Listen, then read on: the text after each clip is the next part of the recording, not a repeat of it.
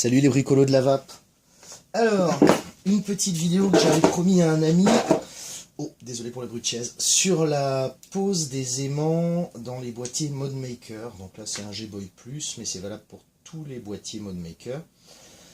Donc déjà pour commencer, un boîtier ModMaker, 8 aimants, 4 longs, 4 courts. Donc ils font 3 mm, moi j'ai pris des 5 mm de profondeur et pour les petits du capot des 2 mm de profondeur. Première chose à vérifier, est-ce que les aimants vont bien dans tous les trous? Alors sur les capots j'ai jamais constaté de problème, par contre sur les boîtiers souvent c'est un peu compliqué à rentrer, il faut les rentrer en force. Donc un petit coup de forette 3, si ça suffit pas, un petit coup de forette 3,2. Là c'est ce que j'ai fait et il rentre tout seul, même un peu trop, il faudra que l'époxy les tienne. Mais bon, au moins avec un trou de 3,2, l'époxy poussera pas trop sur l'aimant et ne le fera pas trop ressortir. Ça c'est un problème que j'ai eu sur le premier boîtier que j'ai fait. Voilà, les aimants sont ressortis et du coup j'ai été obligé de poncer un petit peu, donc ça a fait partir la couleur bleue. C'est pas méchant, ça se voit pas de l'extérieur, mais c'est un petit peu dommage. Puis quand on le sait, voilà, on voit plus que ça. Bref, donc les aimants, le boîtier, un objet métallique pour coller les aimants et un tournevis pour manipuler les aimants. C'est beaucoup plus simple que d'essayer de les manipuler à la main. Alors première chose, repérer les aimants de manière à ce qu'ils soient bien ensemble, que les magnétismes s'attirent et qu'il n'y ait pas de problème à ce niveau-là. Donc vous collez tous vos aimants les uns avec les autres, un marqueur noir, hop, il suffit de colorier l'extrémité de chaque aimant, et donc ce point noir, vous ne devez plus le voir. Je sépare mes grands aimants des petits aimants et je colle le point noir vers le bas. Pareil de l'autre côté. Donc à partir de là, voilà, vos aimants sont collés, espacés. Pour les prendre, il suffira de poser le tournevis dessus. Voilà, en prenant comme ça va être facile. De poser le tournevis dessus et de venir un tout petit peu tirer sur l'aimant. Et il restera collé au bout du tournevis. Si vous essayez de faire la même chose à la main, c'est beaucoup plus compliqué qu'avec un tournevis. Donc, mes aimants sont prêts, mon boîtier est prêt.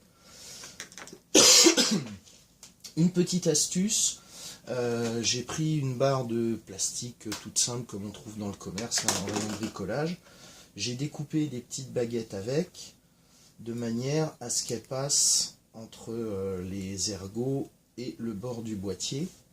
Et une fois que j'aurai collé les aimants, je viendrai les mettre comme ça, le capot dessus, et ensuite serrer l'ensemble le temps du séchage. Donc ça va permettre que les aimants restent à fleur, ne bougent pas, et comme la surface du plastique est assez lisse, ça devrait permettre une surface assez propre au niveau de la fermeture des boîtiers. Voilà, donc préparation de l'époxy, et puis c'est parti. Alors là j'ai de l'époxy 5 minutes, donc sur 8 aimants à coller, je peux pas me permettre de m'arrêter.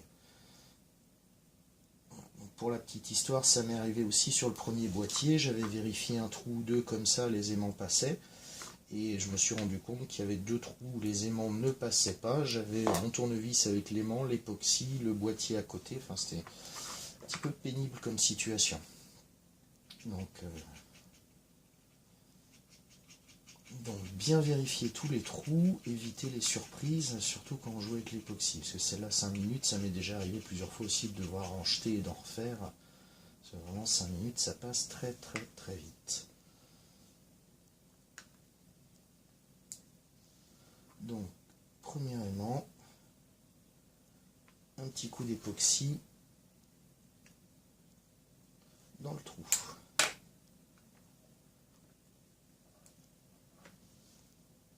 Deuxième aimant, pareil.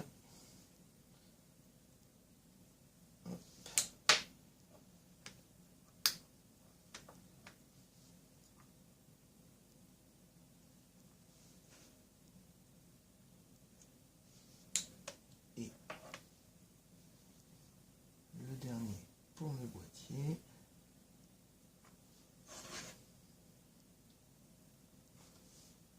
C'est l'époxy, un petit peu plus de colle.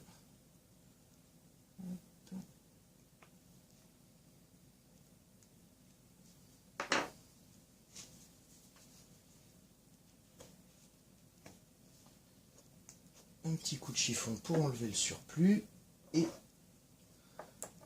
même topo avec les petits aimants.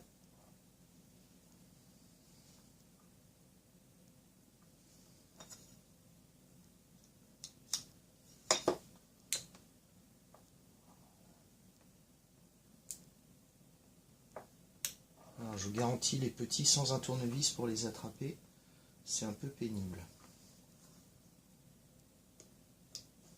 Alors là, vous voyez, quand je les ai reposés, ma marque noire s'est retrouvée sur le haut. Donc surtout ne pas le prendre. Je remets la marque noire vers le bas et je viens coller l'aimant suivant.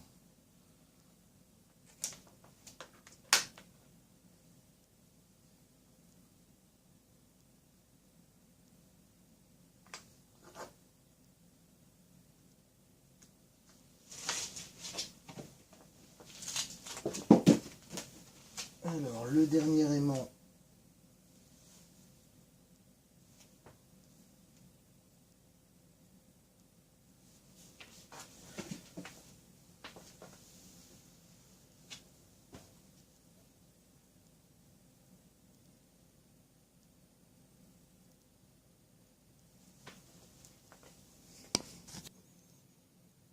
donc voilà, bien évidemment, j'ai laissé échapper le dernier aimant.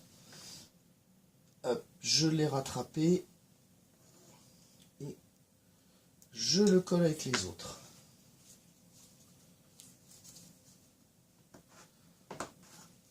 Un petit coup de chiffon, histoire de mettre tout ça propre. Les barres.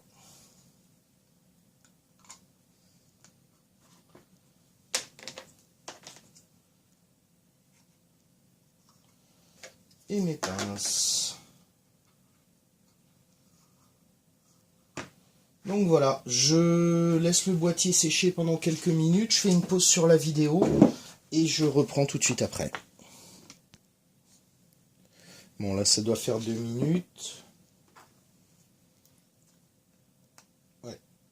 L'époxy là commence à durcir un petit peu. Bon, je refais une petite pause dans 2-3 minutes.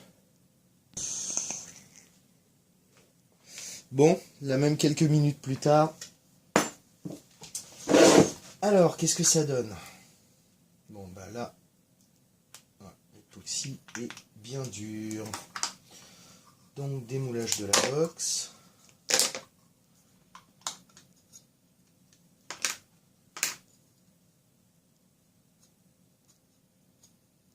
Donc là, les 4 aimants, je ne sais pas si vous voyez, sont bien à fleur.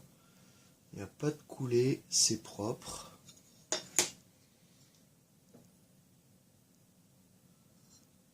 Bon, là c'est pas mal non plus, c'est propre. Ah, j'en ai 2 qui sont un petit peu trop enfoncés.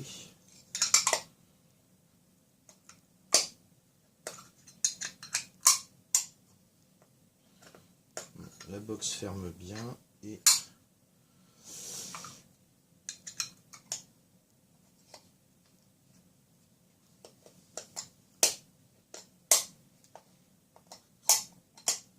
voilà, donc la box ferme bien. Je peux retourner le capot, il n'y a pas de problème de magnétisme. Là, si ça a du mal à rentrer, c'est juste à cause du petit bout de scotch. Hein, mais, voilà, ça vient bien chercher des 4 côtés.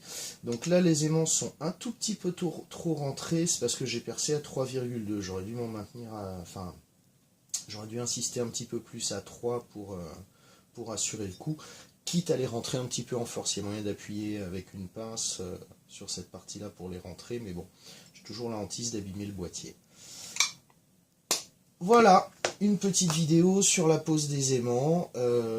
Merci d'avoir regardé jusqu'au bout et en espérant que ça vous serve. Bonne soirée, salut les bricolos!